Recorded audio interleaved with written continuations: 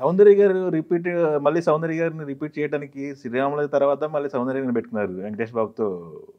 ఇది ఎలా ఉండేది సార్? సౌందర్య గారు ఎలా ఉండే అంటే తనతో నేను 2 సినిమాలు చేశాను కో డైరెక్టర్గా. హలో బ్రదర్, తర్వాత రాముడు వచ్చాడు. రెండిట్లో కూడా తనే కదా? తనే సౌందర్యనే. ఓకే. సో హలో బ్రదర్ టైంలో అంటే తను అప్పటికి ఇంకా పెద్ద హీరోయిన్ ఏం కాదు, జస్ట్ 2వ సినిమానో 3వ సినిమానో అంతే. సో అక్కడ తనకు వాళ్ళ ఫాదర్ రైటర్ యాక్చువల్గా కన్నడలో, చాలా మంచి రైటర్. ఓకే. సో ఫాదరే ఉండేవాడు తనతో. తన ఫాదర్ చనిపోయిన తర్వాత వాళ్ళ మదర్ ఉంటాం మొదలెట్టిన తర్వాత బ్రదర్ వచ్చాడు.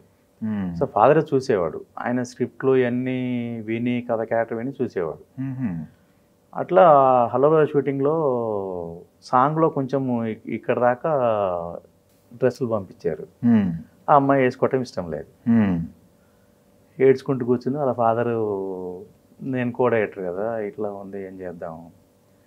అప్పుడేమో ఈవి గారు టాప్ డైరెక్టరు, నాగార్జున హీరో, అమ్మాయి షూట్ రానంటే అసలు ఏం జరుగుతుంది అనేది ఇక వాళ్ళకు భయం వేసి ప్యానిక్ అయిపోయారు. ఇద్దరు ఫాదర్ అండ్ డాటర్ ఇద్దరు ప్యానిక్ అయ్యారు. అవును.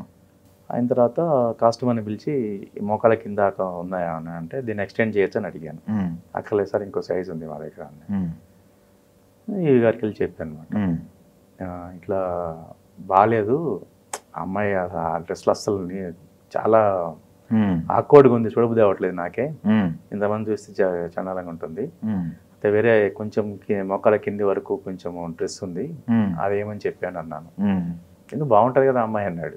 అస్సలు బాగాలేదన్న, మీరే అస్సలు బాగాలేదు, వద్దు బాగోదు, ఆ డ్రెస్ ఏమని చెప్పాను. సరే తొందర రమ్మన్నాను అన్నాడు. అప్పుడు వెళ్ళిపోయి ఆ డ్రెస్ వేసుకోమని చెప్పారు. అక్కడ ఏం మేనేజ్ చేసాం వాళ్ళకి తెలియదు, వీళ్ళకి తెలియదు. అక్కడి నుంచి వాళ్ళ ఫాదర్కి నేనంటే విపరీతమైన ఇది అనమాట. ఓకే.